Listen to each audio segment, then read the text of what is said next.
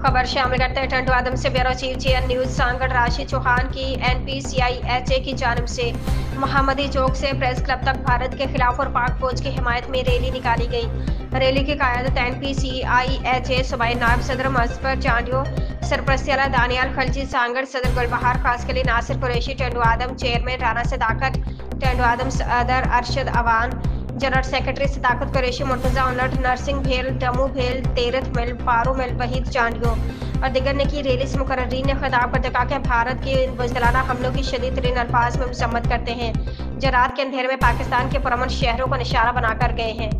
ये हमले सिर्फ पाकिस्तान पर नहीं बल्कि हर इस पाकिस्तानी के दिल पर हमला है जो अपने वतन से मोहब्बत करता है। दुश्मन ये समझ बैठा है कि अंधेरे में वार करके हमारी हिम्मत तोड़ देगा, मगर वो नहीं जानता कि हम एक जिंदा कौम है जो हर बार अपने खून से इस धरती का दिफा करती है। ये सिर्फ जंगी कार्रवाई नहीं, ये पूरे खित्ते के अमन पर हमला है और हम दुश्मन को बता देना चाहते हैं कि पाकिस्तान न झुका है न झुकेगा।